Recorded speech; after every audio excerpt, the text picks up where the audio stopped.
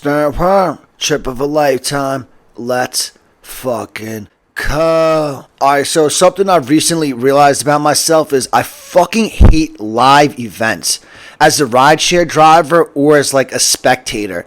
In America, we have like such a culture of willingly for fun going to these pain in the ass events, especially here in Austin. There's always some type of event happening here in Austin, like not right now because of the time of year it is, but like when it's season here, there's an event every single weekend.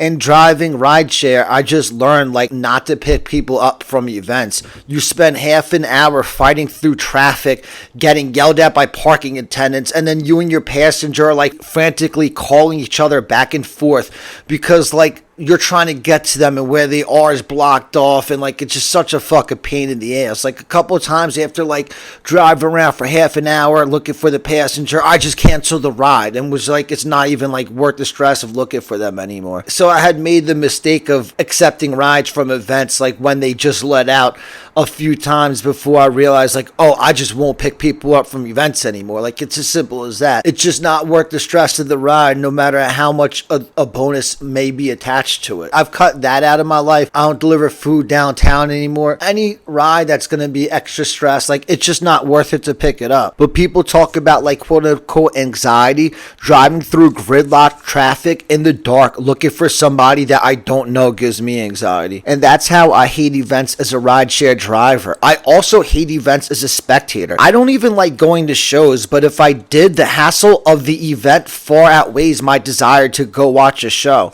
I thought about it when I saw people like walking miles from the parking lot to ACL, like where they were allowed to park. I'm like, damn, that's where they park because they were walking to Zilker Park. It's like a music festival here at ACL, Austin City Limits, that's what it's called.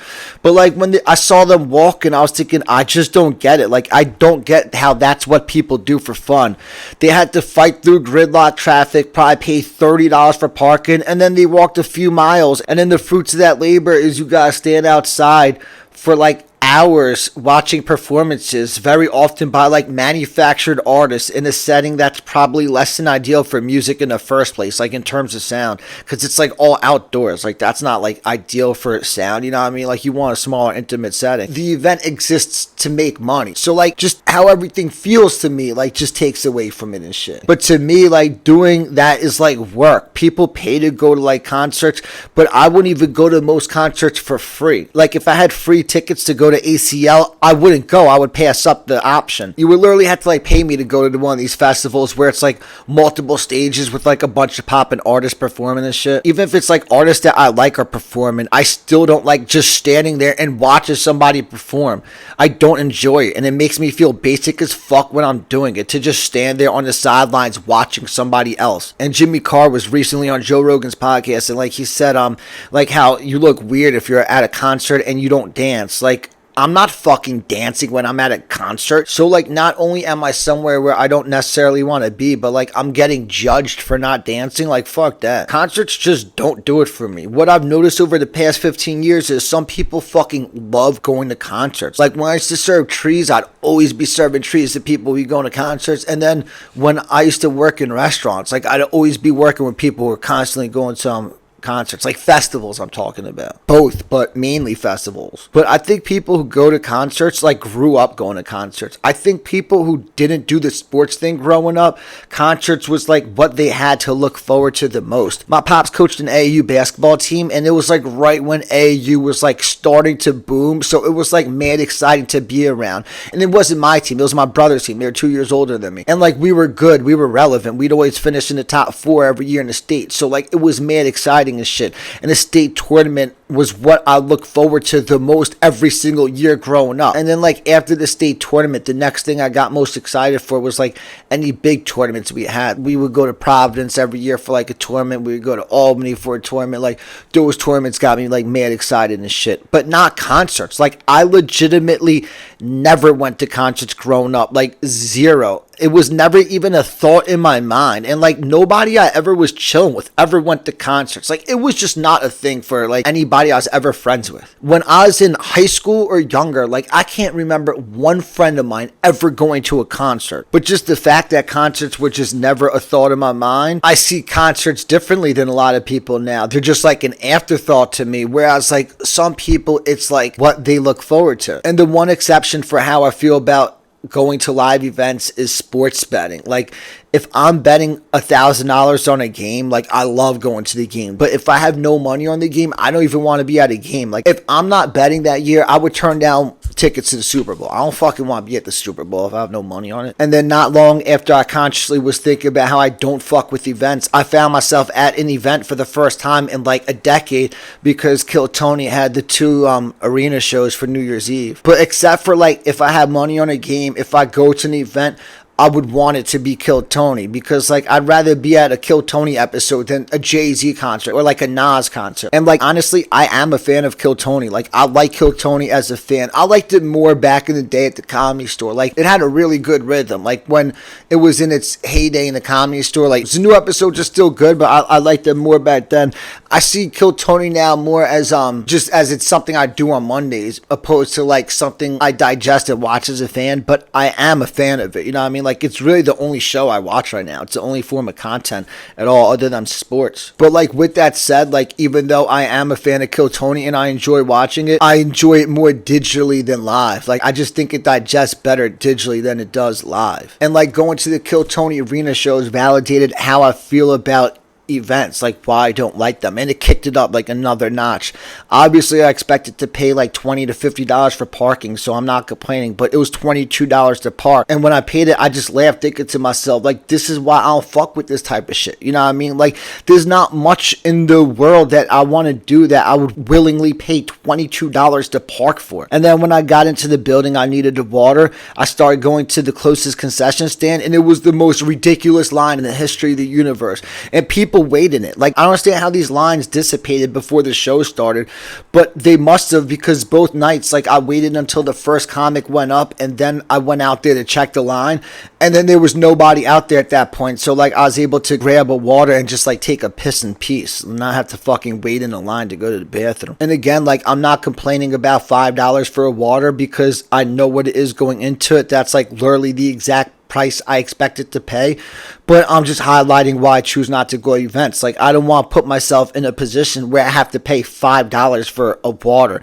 I don't even want a fucking water, but like if my name gets called, I need a water when I'm up there. And I was only even in the building because Kill Tony was able to set up the bucket pulls up with seats inside, which was unexpected, but that was cool of them to do. We just had to let everybody else into the venue first, so we just like had to stand there waiting until everybody was inside, and then they let us in.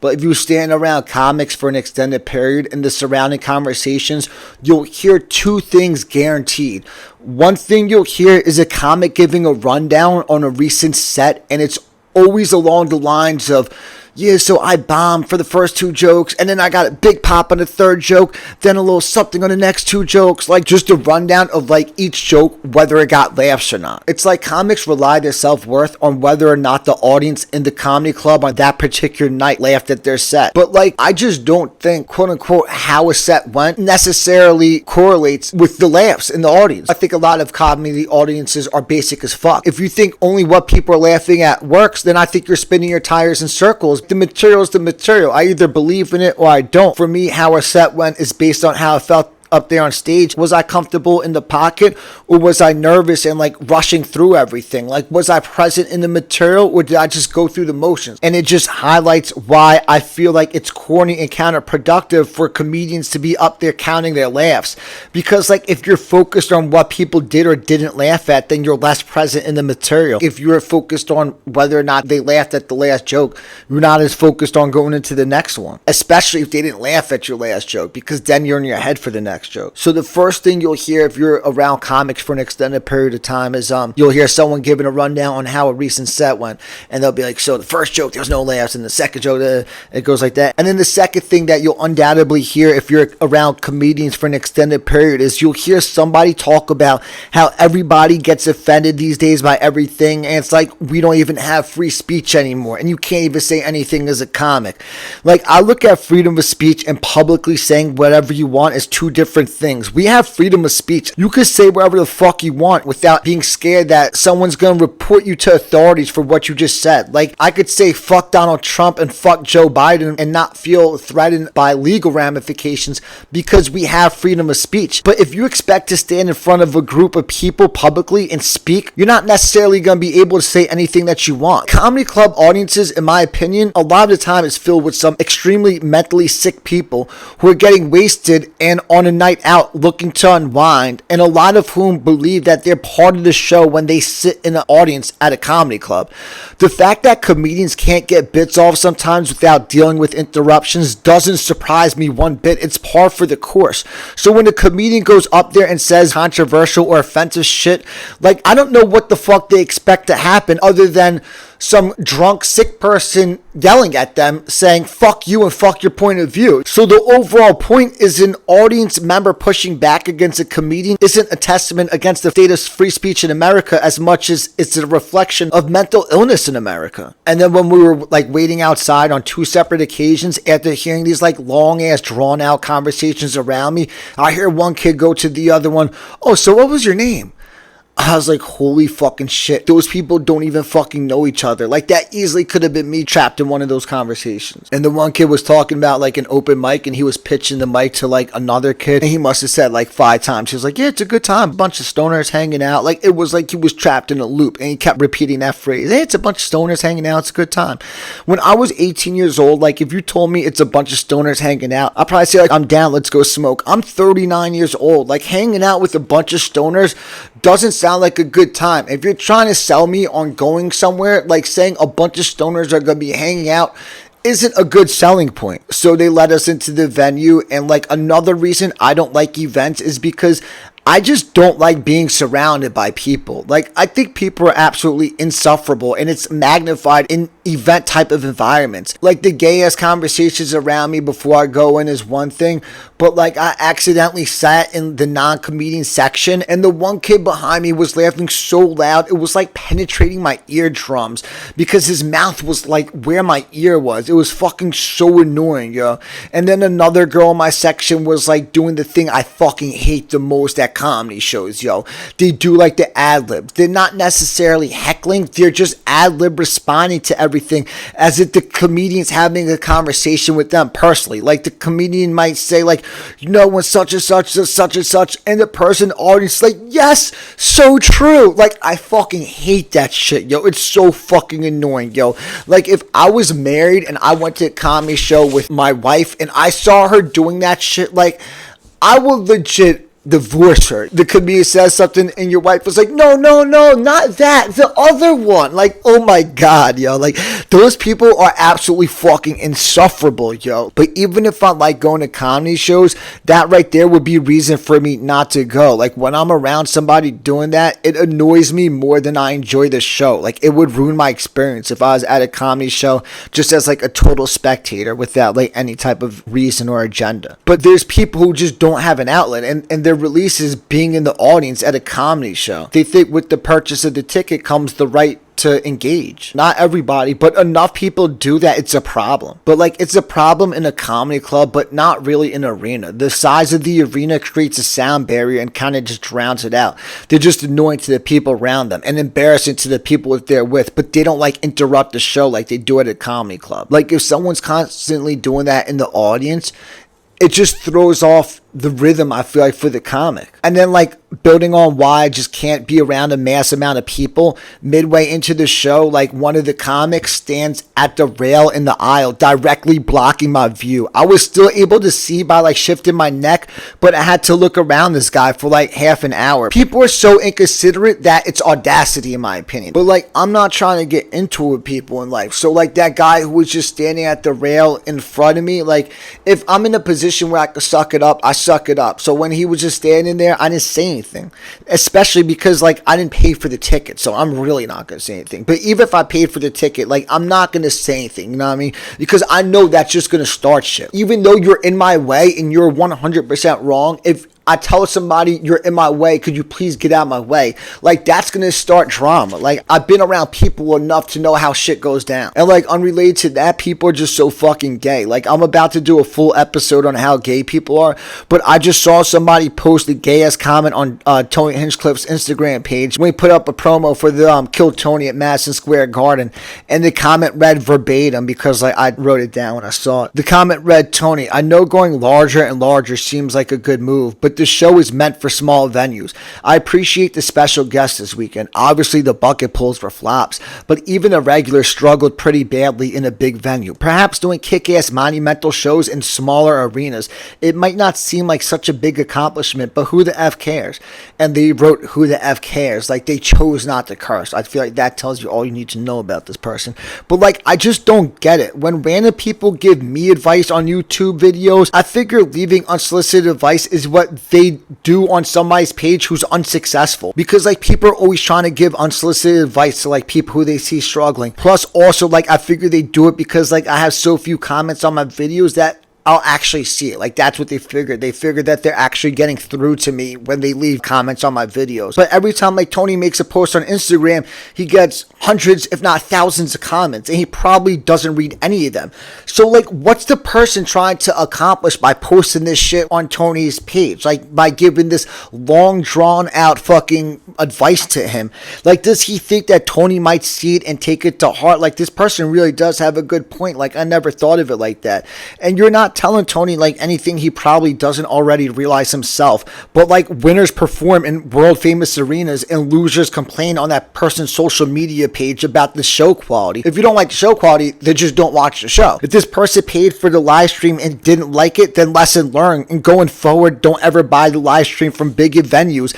And it's a show that's available for free, so you could just watch it when they drop the episodes online. So it's not even like you have to boycott the show to prove a point. You know what I mean? Like, you could boycott paying for the show and still enjoy the show. That's the beauty of how he posted up for free and shit. And like, I actually totally agree with this person's overall point of view that the big venue takes away from the show, but I just don't get the purpose of posting the unsolicited advice when you know he's probably not ever gonna see it. Like, it would just be totally different if they were friends and he said it to him personally. You know what I mean? Like, if you're friends with Tony Hinchcliffe and you say this type of stuff to him personally, like, I have no problem with that. I don't see the purpose of posting it on his social media page. And even though I do agree that the shows are better in smaller venues, I disagree that he shouldn't be doing the large venues. Like, if I was Tony, I would do an episode in a football stadium if I could fill it. Like, it's just cool to do. Plus, the bigger venues allows for more revenue, which the show has earned. Like, the show earnings are greatly decreased by the limited seating available every single week. But like, earlier in the day, I thought like that would be a perfect night for me to go up there, like one of the 2 New Year's arena shows, and do what I gotta do, because like, the pressure of the arena itself makes the situation so ridiculous that it almost like alleviates pressure from what I had planned. Like, that's what I figured. But when I was there, I was kind of just thinking like, I really don't want to do this shit here. Like, there was just way too many people there. I'd rather just like kind of air my shit out in slightly a more controlled, intimate setting. But like, Rogan always talks about quote unquote imposter syndrome, which I agree with in a way, but like, he uses it as a blanket term. Like, I don't agree with how Rogan looks at imposter syndrome, and I agree with him on everything in life, you know what I mean? So I just don't think he sees the full picture conceptually and shit. I think it's more of an artist thing than an athlete's thing to feel imposter syndrome. In terms of being who they say they are, generally speaking, professional athletes don't have imposter syndrome because they have an unwavering belief in their abilities. I once heard somebody say that every NBA player believes that they could drop 20 a game if they had like the right opportunity. And like, I'll make that more specific to like players who have a scoring nature. But if you had to compete to get to where you are, then you're not going to ever have imposter syndrome. And sports is the only true meritocracy where that happens. But like, honestly, like, I think I'm the nicest ever with this rap shit. In terms of lyrics and how does it sound sonically, like, I think my shit's the best. You know what I mean? That's just the truth and shit. Like, in no way do I feel like an imposter. But there's 8th graders who you could watch play basketball. And I know it's literally a fact that they're technically way better at basketball than I am at rapping. So I can't deny that truth. And in terms of skill level, when competing against other human beings, I don't reach professional heights at anything, like physically or mentally. Like, I'm not in the top 1 percentile. I'm not in the top 10 percentile of anything, get alone the top 1 percentile. But like, I honestly believe art is about having the perfect formula and not necessarily about being the best technically. You could be technically great at rapping, but boring as fuck to listen to. So the fact that I know my talent technically is a dime a dozen, if I were to ever become a professional rapper, I would feel like a trace of imposter syndrome because I know the truth. But as an artist, I don't feel imposter syndrome. And I don't feel imposter syndrome about like being a rapper because like I wasn't always a rapper. So it was weird at first to turn it on and be like, oh yeah, I'm a rapper now. So like that gives anybody imposter syndrome. You know what I mean? Like I was talking about 8th graders playing ball. Ever since they've known they've been a basketball player, you know what I mean? Like as their consciousness was emerging, they were already playing basketball probably and already like destroying the kids around them. So all they see when they look at themselves is a basketball player. Whereas I wasn't always a rapper. Like one day I wasn't a rapper and the next day it's like, oh yeah, I'm a rapper now. So like it was weird for me to turn that shit on, and like that could give anybody imposter syndrome and shit. But like my shit is just so authentic that it's just an extension of who I am. So like when I say that I'm a rapper, like in no way do I feel like an imposter. At first I did when I was struggling rapping on beat, but like now that I could actually do it, like I don't feel like an imposter. Like now it's second nature to be in a studio. But like even though I've never felt like an imposter, if I signed a record deal when I was like still kind of like settling into my flow, and if I were to perform in like a big ass arena back then, I would have had imposter syndrome. So like even though I don't feel imposter syndrome as an artist, and I didn't feel imposter syndrome back then as an artist, the situation kind of would have been a farce, so it would have made me feel imposter syndrome. So it's almost like how far you move the bar kind of determines whether someone feels like an imposter or not. When I say I'm a rapper, nah, I don't feel like an imposter. But if I'm performing in front of 50,000 people, I do kind of feel like an imposter. And like that's kind of when Rogan's referred to imposter syndrome sinking in. Like when you take the stage, the ovation you come out to, like that's when people feel imposter syndrome, I feel like he was saying. And like to an extent, I just feel like everybody should feel like an imposter in that situation when thousands of people are losing their minds for you. But the fact that it does happen, now if I walked on stage to like that reception and the Message to God beat was dropping, like I wouldn't feel like an imposter. But even though I wouldn't feel like an imposter in that setting, that is the breaking point for me with imposter syndrome. Like, I don't feel like an imposter as an artist, but nobody's ever really given a fuck that rap. You know what I mean? So if it goes from nobody giving a fuck that rap to arenas full of people roaring for me, then like it would kind of give me imposter syndrome. But like I said, the size of the stage could and should give anybody imposter syndrome, because like no matter how good you are, anything, it doesn't make sense to have 50,000 people going crazy for somebody. They're more consuming the hype than they are being that excited to watch somebody rap or play basketball. Like when people are nice at rapping or playing basketball and it's in front of them, they don't fucking care if it's just like a pickup game or just like some unknown rapper. They care more when there's hype around it. And it's more normal for like athletes because like they get revered their whole lives and they've always played in big games and just like they organically build up to that stage, whereas artists are just like thrown into it. So like ultimately I just feel like imposter syndrome stems from a real place, whereas Rogan was like making it out to be like this irrational feeling, and all that was just a preface for like how the ovation that the main people get for Kill Tony when they were introduced, they came out for the first time, was so over the top. Like how could that not give anybody imposter syndrome when they come out to that type of ovation? And like obviously Tony came out to it, but like even the golden ticket winners that were up there, and like when you get that type of rock star ovation, like I just feel like it could give anybody imposter syndrome. And it's like, how big does your ego have to be for that not to give you imposter syndrome? I feel like you just have to get used to that type of shit. But like the way people lose their minds when an artist takes the stage is absolutely fucking incredible. Like you would thought they watched Jesus get resurrected. That's how loud the place was. Like they fucking worshipped the artist. And like I said, it wasn't just Tony who got the rock star treatment. It was anybody who was part of the show. They introduced Jelly Roll first, and it was an eruption like I've never heard. Like, that much excitement for one person just feels unnatural. Like, how could anybody feel like they're truly worthy of that?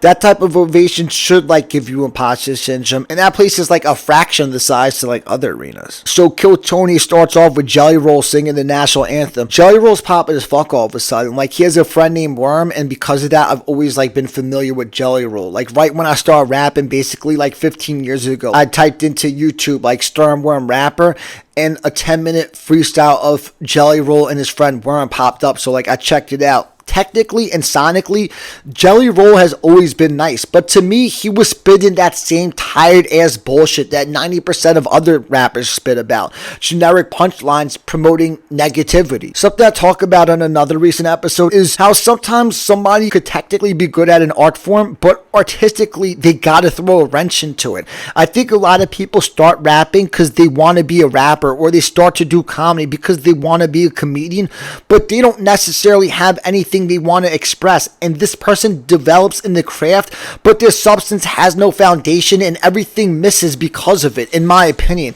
And if you start creating with nothing specifically that you want to express, I think you just mimic the other artists that you listen to, and or you cater to what you think people want to hear. Like, I'm blessed that I didn't try to be a rapper at a young age, or I would have been absolute fucking trash. Like, it doesn't matter how good I would have been technically at 39 years old. If I just started rapping and had no purpose behind what I was doing, I would be trash right now, even though I might be technically better at rapping if I started at a younger age. But like, what I say is, when you're on a bad trajectory as an artist, you're just trapped in a pattern, and you got to throw a wrench into it and change up the formula. But like, I say all that because like, that's what Jelly Roll did. Like, I mean, it can't be any more obvious than Jelly Roll. He did 180 as an artist. He used to promote negativity, and now like, he makes like impactful country style like songs about like positivity, I think. And like, I like his new music, like, because when I saw Jelly Roll like won a country Grammy, I was like, what the fuck? So I typed into YouTube, I was like, oh yeah, these songs are good, like, I think they sound good, but I just don't like when artists switch it up. It's just not my thing. Most people see it as growth of an artist or the growth of like a person, but like, growing up, the artists that I revered were always the ones who I felt their words from day one. You always know what you're getting from rappers like Cormega, Nas, and AZ. You know what I mean? Like, they are who they are. They never switch it up. They might grow as a person, but you always know where they're coming from. Like, they always narrated it a certain way. Their philosophy as a human being has never changed. You know what I mean? Like, you know who you're listening to and shit, and their flows evolve, but they never changed up how they sound. I like people who are just consistently themselves, but like, I either fuck with you or I don't, and it's basically determined from day one.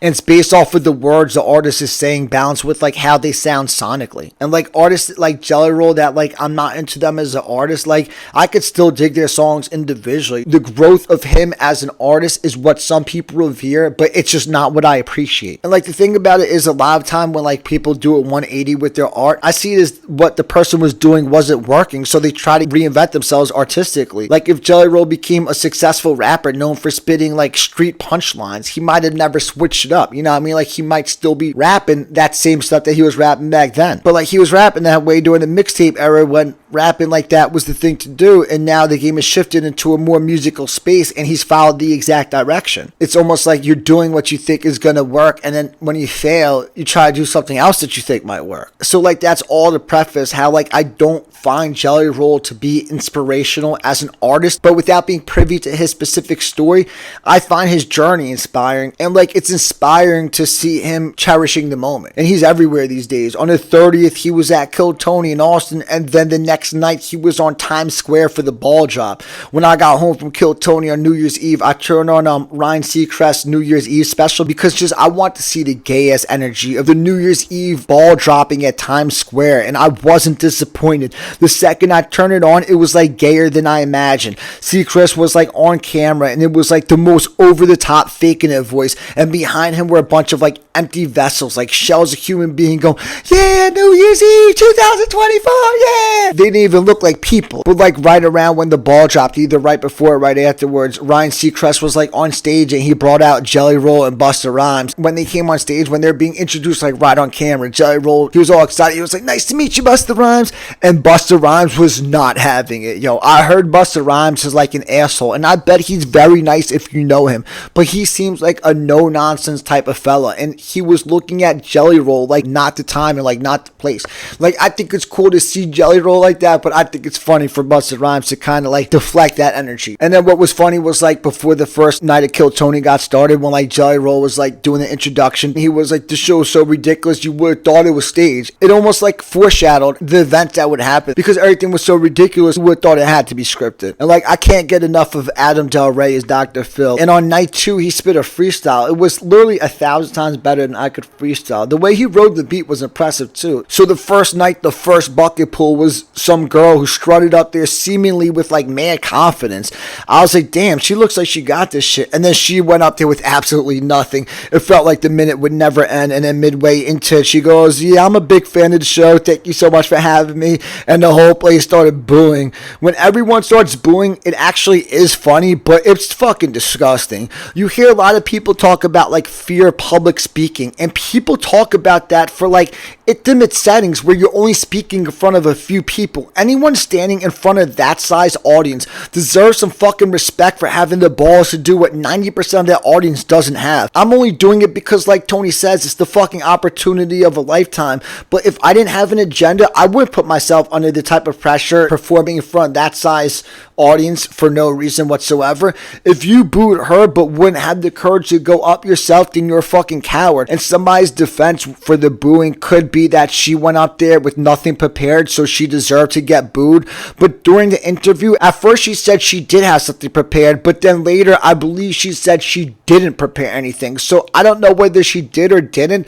but I know how like those Kill Tony interviews go, and it's like easy to talk in circles when you're under pressure. Like, I think she did actually prepare something, but she just blanked out when she went up there on stage. Like, here's the thing.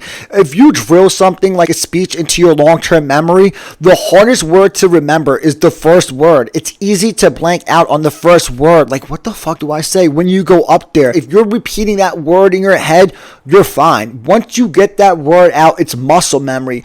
But in the moment when you have so much nerves, if you don't have that word in your head, it's hard to consciously like remember what the first word that you say is. And then that's how you blank out. You know what I mean? But like I said, if it's in your long-term memory, you just have to get that first word out, and then you could just go through it. But like, if this girl did prepare something, but she just blanked out because she was that nervous, and then she got booed, that's so fucking whack. Like, I could only imagine having something prepared, going up there, blanking out, it being embarrassing, and then getting booed to make matters worse. And what's ironic was like right as the show was starting, Tony had just said that his manager was like, I don't know if it's a good idea to put amateur comedians up in an arena. And Tony was like, no, that's why it's a great idea. And I do agree, even though the large venue isn't ideal for the show, it adds an over-the-top ridiculous element that like makes everything extra funny with the bucket pulls. But I had felt bad for this girl, and then Tony asked her what she does for work, and she said she's an entrepreneur. That made me crack up, yo. The place booed double as loud when she said that, and she deserved it that time. If you want to be the most insufferable person in the history of the universe, it's easy. When somebody asks what you do for work, just say you're an entrepreneur, and you enter the tie for being the most insufferable person in the history of the universe, alongside everyone else who answers I'm an entrepreneur when somebody asks what they do for work. And it's a flawless rule of thumb. If you ask somebody what they do for work and they respond I'm an entrepreneur, they will never be good artistically. It breaks the laws of physics for that person to be a good artist. And I'm not talking about like drawing or painting. Like, they could be a good drawer or a painter, you know what I mean? But I'm talking about like a vocal self-expression art form. And then another kid got booed that night. He got booed for like a joke that he did, and there was like fluff setup like making it worse because like the joke dragged out. But the premise was like how his weed dealer is always slow to respond, and the punchline was something like, for a weed dealer on Instagram, he wasn't very instant. Like, I honestly condone booing that. Anybody who goes up there with that shit deserves to get booed. Like, I don't understand how anybody could possibly think that's funny. You know what I mean? Like, it's mind-blowing that somebody goes up there with that prepared. So like, I'd rather boo somebody for corny ass material than to boo somebody for blanking out. But like, that's what I think sometimes when I hear comics doing their sets. Like, is that what you find funny? And then Brian Holtzman was the only other person who got booed that night, which threw me off. Even if you don't fucking like his set, like, show him some fucking respect. You know what I mean? Like, he don't fucking have to go out there and do a 3-minute set, a 5-minute set on Kill Tony. Like, he threw a bone to the audience. And when he was getting booed, I thought I was mishearing things. But then Brian Holtzman was like, are you fucking booing me right now? Just the way he pointed out that he was getting booed was funny. And like, Tony commented on it the next day saying that like Brian misinterpreted it and they weren't actually booing. Like, I forget what he said they were doing, but they sounded like boos. But like, I think what he was kind of saying was somebody was saying something else and other people thought it was boos, and they booed along. They misinterpreted it and booed along. They just have a herd mentality. Like, people boo and they just go with it. They're just happy to be booing something. People have these long ass work weeks and they go to shows like this as they're released, and then booing or yelling or cheering or whatever is their outlet. So whether it's booing, cheering, laughing, yelling, like, it's all the same shit. They're just happy to do any of it. Someone starts to chant the chanting, you know what I mean? You do the wave, they'll do the wave. They just want to do something. But this time it was booing, you know what I mean? Like, someone starts booing, everybody boos along. So like, the first night they weren't pre-pulling bucket names, and it took forever for the comedians to get to the stage. And Tony was like, this is a problem because they're going to be out of breath. And like, not only is he obviously right, but like, I'll take it one step further from experience. It's more than just being out of breath. It's the combination of being out of breath and being nervous. When you're nervous and you're out of breath, it exponentially magnifies your nerves. The two elements work together in a terrible fashion, and your voice ends up being trembly. Even if your material's funny, you're not going to be funny. And then Heath Cordes got a spot on the first show. Like, a spade is a spade. Golden ticket winners are starting to feel like a pity party, but Heath Cordes is funny, and he's a good comedian. I'm surprised he's only been doing it for 2 years. Like, that's another thing. Like, Rogan says, oh, you suck for your first 10 years. Like, there's mad people out here who have only been doing it for a couple years who are good. But like, he exemplifies what I believe an artist should be. You know what I mean? Like, he's bringing his existence to life through the art. It's almost like he needs this shit to express himself. You see the full scope of who he is through his art. And in terms of like the Kill Tony Arena shows, I think the golden ticket winners are the ones who are under the most pressure. Tony and the regulars have all done arenas, and they're like much more comfortable up there. And like, Tony, I mean, he's not really performing. And Tony has the pressure of like having to put on a show worth the price of admission, but he doesn't have like the pressure of being a performer that has to put on a show. That's the one interesting thing about the Kill Tony Arena shows. Like, nobody has that burden. But if you're a golden ticket winner, you're essentially an open micer waking up that morning knowing that you're about to go up in front of an arena full of like 8,000 people that night.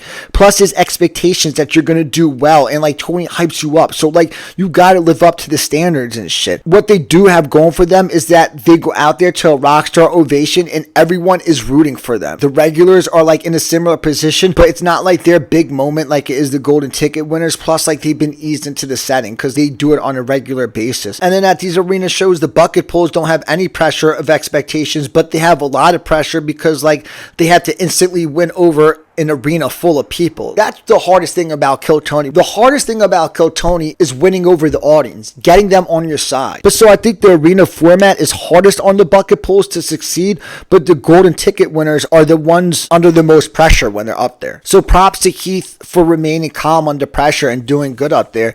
And then when he was wrapping up his interview, he gets all excited to make his big statement, I got pussy. And watching him up there like epitomizes how our gay ass society makes straight sex gay as fuck. Like, you feel so much pressure about losing your virginity that it becomes something you just want to get through and a stigma that you want to shed. And it gets to the point where you're almost doing it more to prove yourself to others that you're not a loser, opposed to being excited for the act itself. Like, at least that's how it felt for me. I know he had to feel similar. When he was walking into the hotel room, that in the story that he was telling, he probably had a pit in his stomach. I doubt he was excited to go get pussy. It was such like an uncomfortable situation. Like, the way he broke it down and shit, like the way he broke it down, it's kind of like a prostitute situation. But the chick, like, in my opinion, she was kind of sexy.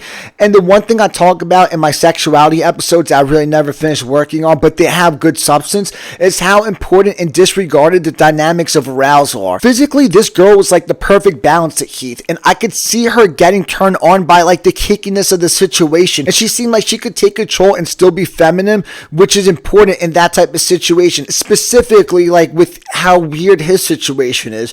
She kind of had like the perfect energy for this. The last thing that kid needed was like a basic ass white girl, like all the girls that Hans Kim was fucking with initially, like right when he became a regular. It's like this girl brought in the perfect dynamics without knowing anything about her. But like I always say, how real humor happens in the moment, and like case in point with this situation, Heath Cordes professes his love for this girl. He calls her up on stage like, Celia, Celia, Celia. She grabs the mic and goes, "My name is Cynthia."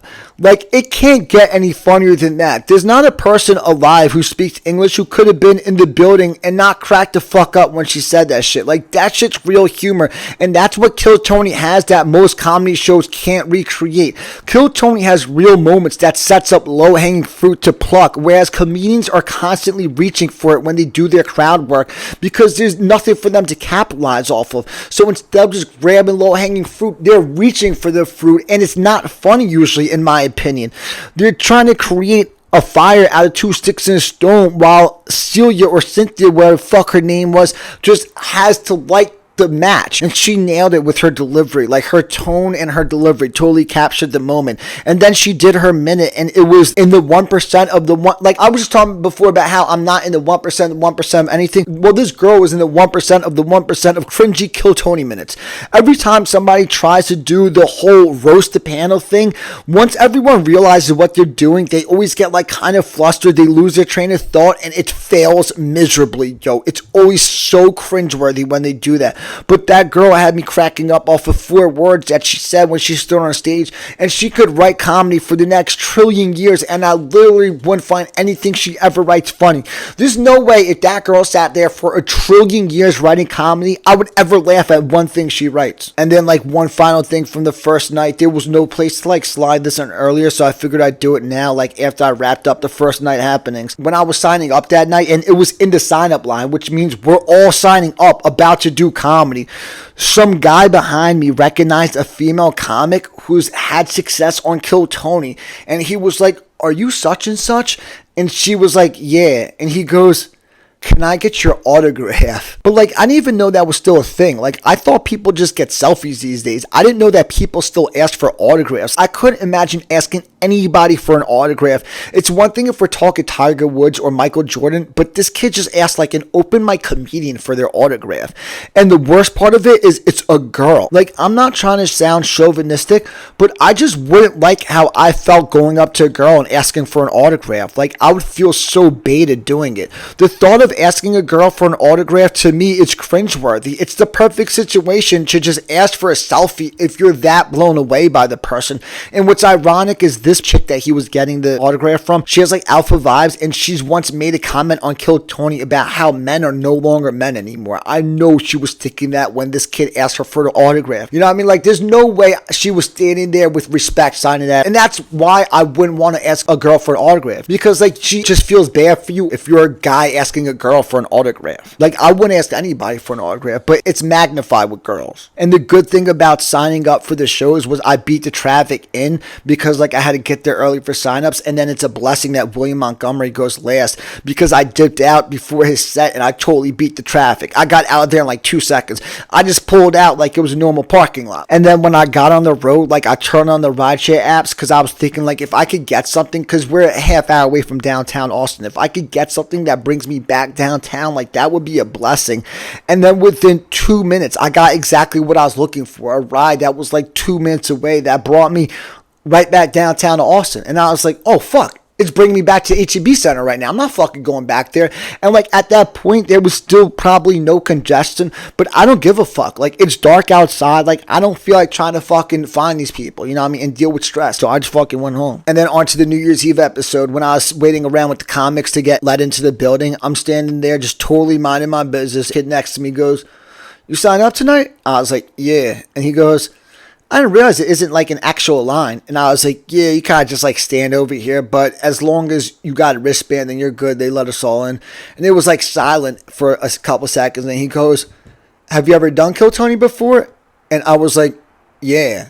And it was just like silence again. And my one word response was so standoffish that like it kind of gave him the hint, and I could see he wanted to ask a follow-up question, but he like read my energy. He like kind of let up, and then like within 2 seconds, like I just scooted away and put some distance between me and him. Like, I am not the fucking one. I just can't do this shit, yo. Like, I've set up a life where I don't sit around with anybody talking about bullshit. I can't do it with this random person before potentially the biggest moment of my life. I want to be in my zone, but more importantly, I want to conserve my voice in case I get caught up. I don't want to be trapped in a conversation with anybody for the next half hour, let alone somebody I don't know just standing there pointlessly talking about whatever he could think of to ask me. Like, I'm just the guy standing next to you. You can't actually want to know anything about me. Any questions you ask me, you're asking me just to fill the air. But evidence that I'm not a complete asshole was 15 minutes before that, some kid came up to me asking about signups, and I gladly answered his questions. Like, I have absolutely no problem when someone asks me questions they think I might have the answer to. Like, he asked me, do you know when you sign up, where signups were? And I knew the information for that, so I was letting him know. But if you're just going to ask me questions for the point of talking, I don't want to stand there doing that bullshit. But so when we got let into the show starts, and the kid in front of me was scarfing down a fucking nasty looking hot dog. Like, I couldn't imagine, unless you're at like a baseball game, I can't believe anybody over 12 years old goes any place and orders a fucking hot dog. And that shit was probably like $10. Like, I get eating in the stadium if it's part of the experience, like I just said, like a hot dog at a baseball game, but we're at Kill Tony. I couldn't imagine not eating before or after. If I know I'm going somewhere for the evening, I plan to eat before I go. Like, I'm not relying on the food inside the fucking HEB center for my dinner that night. But with that said, I did see this one girl with like banging looking beef shish kebabs over rice with like vegetables and some type of glaze. It looked good. But then like Tony announced the guest that night, and he said the most requested guest, and then he announced Matt McCluster. I was thinking, who the fuck is that? But then next he said Shane Gillis, so I'm guessing Shane is the most requested guest. And then not long after that, like I forget what pushed him in this direction, but Shane did some crowd work on a flamboyant looking dude on the floor seats in one of the front rows, and he was like, look at this gay guy over here. And when he said that, the kid and his girl almost fucking died of seizures. Like, they thought it was the funniest shit they ever heard. And then when Shane realized like the kid was with the girl, he was like, oh, he's not actually gay. And the kid and his girl had like the seizure again. And at that point, it's like good crowd work, but in my opinion, it's tired when you keep dragging along. Like, the second comment was good,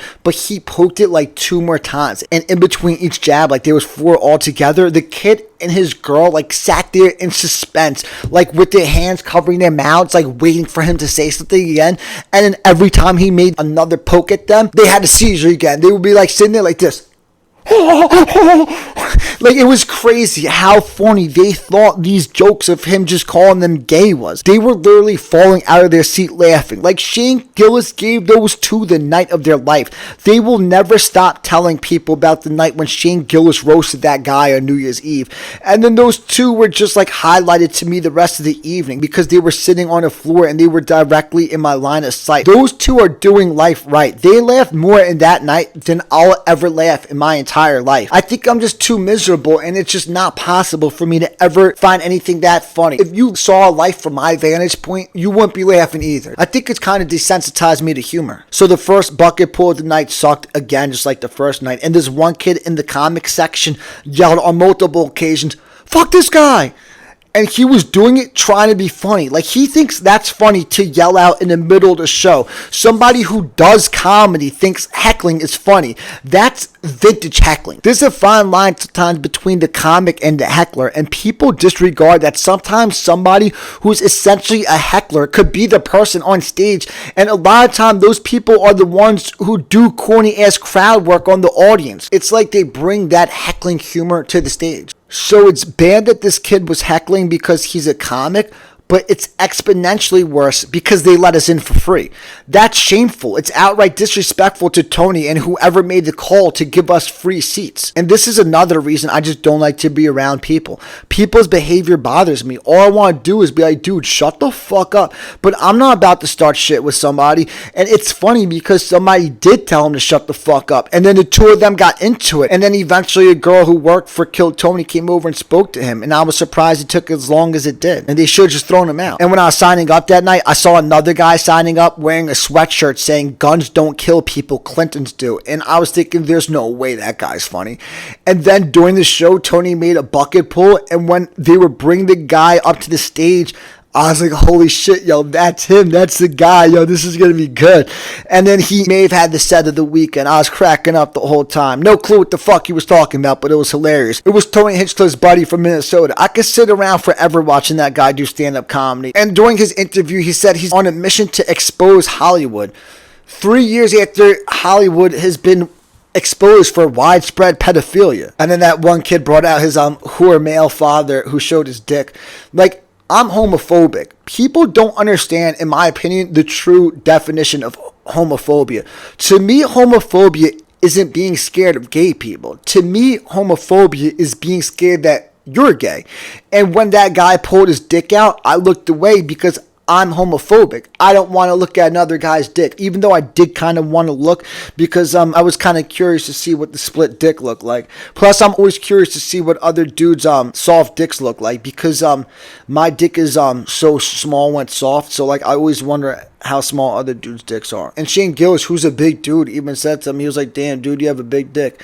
And he was like a good-looking guy in like his 50s. Like, it makes sense that the guy's a male whore. Like, if I was him, I'd be out there slinging dick too, not rapping and doing a fucking podcast. Like, I feel like life is all about playing your role. But then the hack joke of the night that killed was someone said in their bit that they like drove from Minnesota. Damn, everybody's from Minnesota that episode. And he kept seeing signs when he was driving there saying, watch out for ICE. And the punchline was something like, but I didn't see any Mexicans anywhere, and that joke fucking crushed. And then at some point that night, some kid went up there with a sheet of paper. Like, I just don't get it. Like, you have this big night plan that you're going to kill Tony for New Year's Eve. You probably know when you're signing up for, like, mad long. Like, I don't understand how your minute's not memorized by accident. And then Hans Kim and Rick Diaz did the battle for the spot that night. And Sugar Sean was the guest judge for that shit. He's the exact reason, like, why I don't question people in life. And I don't want to fight nobody, yo. Like, before he became a professional fighter, I could easily see me serving him a dime bag at, like, a party. A college party that I'm at that I don't know anybody. And then someone tells him that I have trees. And I serve him a dime bag. And he tries to get over on me. And I'm like, yo, dude, give me that shit back right now. And he's like, dude, trust me. End it right here. Like, you don't want no problems. And what am I supposed to do? Because like I don't want to fight, but I'll be looking at this kid like I bet I'd fucking work that kid. And I could imagine that kid being tougher than me, but I can't imagine him being that much tougher than me. He doesn't look like shit, but he's a fucking world-class fighter and I can't fight. So I'm at a point where I don't question nobody if they could or can't fight. Like, I'm not trying to find out the hard way. So then when Rick Diaz goes on stage, like I said to myself, like he's gonna do that same thing that he always does. And of course he did it, and of course it kills. And he did good up there. But at first, he sounded extremely nervous. Like, his voice sounded trembly. And I think when you do what he does, it's even cornier when somebody sounds nervous doing it. Because then it just sounds more see-through. Like, to me, I know you're going to do what you do when you go up there. It's always see-through to me. But when you sound nervous doing that shit, it's extremely transparent to me. And then during the interview portion, like after Hans won, Hans was like my spirit animal. Like, you hear that phrase these days a lot, like spirit animal. But Hans was literally my spirit animal for 10 seconds when he was going off on Rick Diaz. He was like, just be yourself. You're a shell. Everybody around you is being themselves. Take notes and be yourself. And that's kind of like what my criticism is of people who create like Rick Diaz. It doesn't feel like they're being authentic. It feels like they're hiding in this thing that they do. And that's what feels sticky to me. When somebody tells jokes, it just feels like unauthentic humor. And when people tell jokes, I don't find it funny in any setting, yo. And that night when I was waiting to get in, I heard two kids around me, like comics, breaking down the matchup. And one of them was talking to his friend. He was like, you got to remember, Hans is a legit writer. He's been writing for the past 8 years now. And listening to people talk about how somebody's a quote-unquote writer is like my kryptonite. Like, what the fuck does that even mean? Hans is a legit writer. He's been writing for 8 years. If we're talking about writing ability, Rick Diaz is a prolific writer. He's extremely creative. If I was hiring people to write in a writer's room, I would hire Rick Diaz before Hans Kim in a heartbeat. But I think Hans is a better stand-up comedian because he has a better sense of humor. And what's funny is even though I clearly like Hans Kim's set much more, he only won that because he was the crowd favorite. He won solely based on popularity going into it. If it was Rick Diaz and his first time on Kill Tony and they were two random comics to the audience, Rick Diaz would have won because people just like basic ass jokes. And it's crazy how polarizing our society is. When they brought Hans Kim out, the response was fucking crazy. Like, just looking down at the people with the floor seats, you see like mad chicks like dancing, singing along to the Hans Kim theme song, like smiling from ear to ear because they're about to fucking see Hans Kim. And then the internet is the polar opposite. They fucking hate Hans Kim apparently. Every time the Kill Tony Instagram page posts anything, it's just flooded with Hans Kim hate comments. Everybody online thinks that Rick Diaz destroyed him. People have fucking terrible senses of humor. But in the comments of Kill Tony Instagram posting its new arena shows, everyone's railing against Hans Kim for having terrible sportsmanship. Hans Kim's livelihood revolves around him being a regular on Kill Tony. Rick Diaz is just up there basically trying to be funny, and if he were to win, it wouldn't ruin Hans Kim's life, but it definitely would fuck his shit up. Hans Kim has every right to take offense to the fact that he even had to be up there. That whole thing was just a headache to Hans Kim. It put unnecessary stress on him, and I don't think he found it the slightest bit cute. Like, I thought they were cool with each other going into it, but I don't think they knew each other, and without that dynamic of them being cool and on the same page, like, I just thought it was a weird situation. Like, it felt sticky to me. The whole thing felt forced. Like, it didn't feel forced on Tony's part. Like, it was a layup for Tony to like make a big deal about it for New Year's Eve, but the rivalry felt forced by Rick Diaz, and logistically it wouldn't make sense for Rick Diaz to be a regular. It would be a headache for him because he has to figure that situation out. He's better off anyway with the golden ticket that he has. Tony asked him like what he would do if he won the regularship, and he said he didn't know. Like, the answer should have been like, I'll quit my stupid ass fucking job and move to Austin for this opportunity that could possibly buy me my freedom in life. And then either before or after the battle, Tony gave a spot to like some 16-year-old kid who recently opened up for him. And then his introduction for the kid, he goes, he started at 15. That's the same age some of the greats like Dave Chappelle and Eddie Murphy started at. And then he brings out the most basic white kid that's ever been born. Like, props to that kid for getting up in front of that crowd. It really does take courage, like specifically like at his age. And he did a really good job up there. He got his shit off as comfortably as he possibly could for that setting. Way more comfortable than I ever would have been. But that kid is a microcosm of my artistic philosophy and why I preach what I preach. It's not about being technically good as much as it is about having it artistically. And in my opinion, starting early gets you technically good, but sets you on a bad trajectory and artistically stunts your growth. Kids start because they want to be a comedian or they want to be a rapper, but they have nothing that they specifically want to express. Like, you gotta go through it before you try to be an artist. You're better off struggling in life before you pick up an art form. And even kids who do struggle growing up probably don't know how to express it creatively. Kids are just trying to be cool to the kids around them. You know what I mean? Like, kids aren't gonna know how to be their authentic selves when they're in the creation process. And even more so when kids are doing comedy. Like, kids are just gonna do what they think is cool and what they think people want to hear.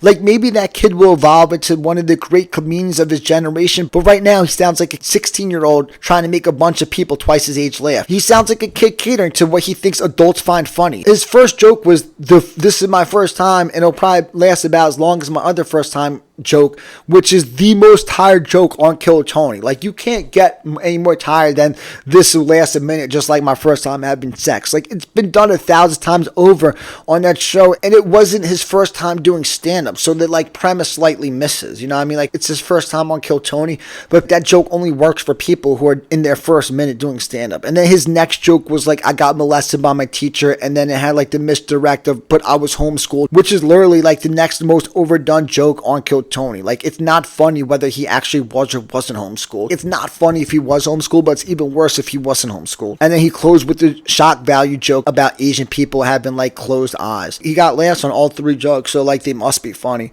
But like rap, comedy, podcasting, and any other self-expression art forms out like vocal self-expression art forms, in my opinion, will never be about getting a head start and starting young. It's a formula for being technically good but artistically lost. And then towards the end of the night, he announced Tony announced that the king of YouTube is in the building, and I was thinking like it sounds like he's talking about me, but that can't be possible. And then he announced Mr. Beast.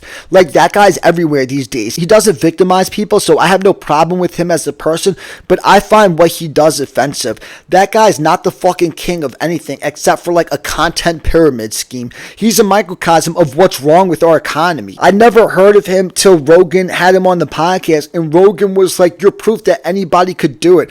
But it's the exact opposite. He's proof that's all bullshit. And then like a minute after Rogan say that like this kid's proof that anybody could do it, Mr. Beast went on to say something like he started doing numbers on YouTube, but then realized quality of content matters and you actually need content. Like, he had no fucking foundation. He's a content pyramid scheme. He just worked the science of getting clicks and generating an audience. I know nothing about him other than what he said on Rogan's podcast, but he's the one saying it and shit. And like, apparently like all his content, what he does is he does like giveaways and shit. And on the podcast, he was talking about how he had just given away a fucking island. Like, I can't lie, giveaway style content is a great fucking idea. It's always worked for television game shows, and if they could do it on TV, then why can't he do it? But like, if a TV game show is generating all its revenue from giving away cars, the money's got to be coming from somewhere, and ultimately the burden falls on everybody. All those game shows have an extracting nature. They're giving away a little bit of bullshit to extract money, and they contribute nothing other than entertainment value to mentally sick people looking for distraction. Game shows promote shoveling air. Like,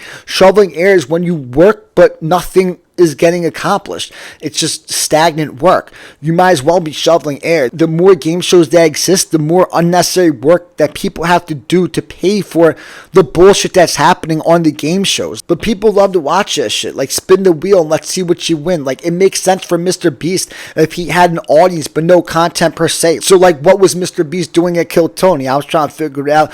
Oh, he has a briefcase with $10,000 that he's giving away. Like, it's great branding. You know what I mean? Like, if you didn't know Mr. Beast going into that night, if you watch that shit, like, I bet you know him now. Like, that promotion's well worth $10,000. And I don't hate the player, I hate the game. You know what I mean? But I fucking hate the game. And on Rogan's podcast, he was talking about how he doesn't save his money because he believes in investing in his business. Like, conceptually, I agree with that. Like, I'd rather invest in my business than save the money in a bank account.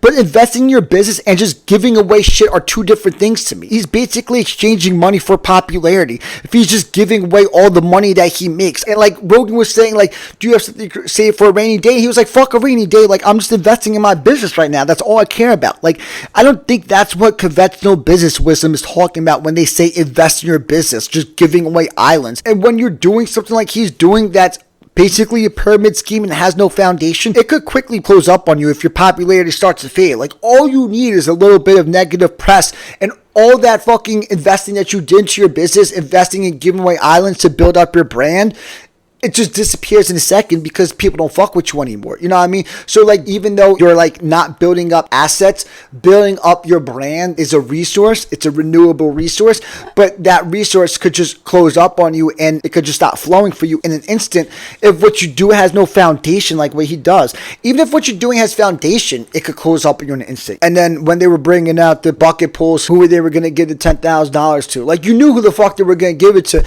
And that dude wasn't a real bucket pool. Like, they should have given it to him. They could do whatever the fuck they want, but whoever sent the bucket pools out there shouldn't have sent that kid's father out. If everyone wants that kid's father to win, let that kid win and let him split it with his father. If I had a vote, I would have given it to the guy from Minnesota. I would like to see what he did with the $10,000. He would have used that, invested in it to expose Hollywood. And in my brief time in Los Angeles, I remember Redman's girlfriend, like now fiance Janice, because she used to check in names at the Comedy Store for Kill Tony when he went out there. She might be one of the most likable people like alive, like, and she's genuinely funny. And like I say, like, when you go up there, you need to go up there with like the energy that could win over a crowd instantly. Like, she's Redman's girlfriend, so she had them won over instantly. But even if she wasn't Redman's girlfriend, she's the exact type of person who could go on stage and crush because she could win them over instantly.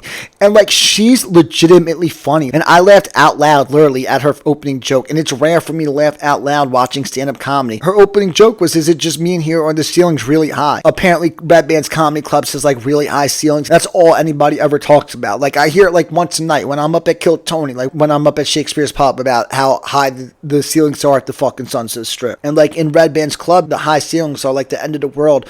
But in an arena, it's basically a non-issue. People just complain when they wanna and when it's convenient to do so. And it's like a herd mentality to complain about shit they hear other people complaining about. Like they hear other people complain about high ceilings, so it gives them something to fucking talk about. And then like just to close with this, like I mentioned earlier, like it's inspiring to see Jelly Roll get his opportunity, just like it was inspiring watching David Lucas try to watch his tribute video. Like when it cut to the clip of him becoming a regular, I had a feeling that like he might get emotional. And like I think that there's a lot of people who have been at this shit, like whatever art form they're doing, for an extended period, who believed it would never happen for them, but never lost faith in themselves and clung on to that little bit of hope.